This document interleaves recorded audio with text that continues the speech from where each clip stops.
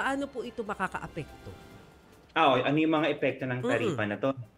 Meron kasi itong panganib sa trabaho, lalo na sa mga factory workers, garments, electronics, at yung mga export-related na negosyo o trabaho.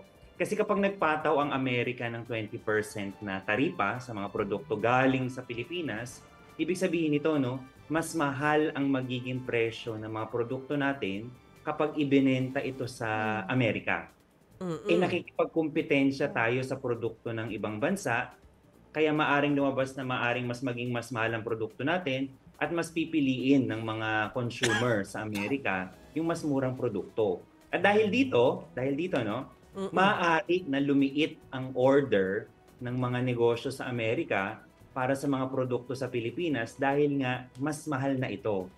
At dahil Mm. diyan, liliit yung kita ng ating mga exporters na makakaapekto naman sa produksyon nila at sa mga trabaho na ibinibigay nila sa ating mga kababayang Pilipino.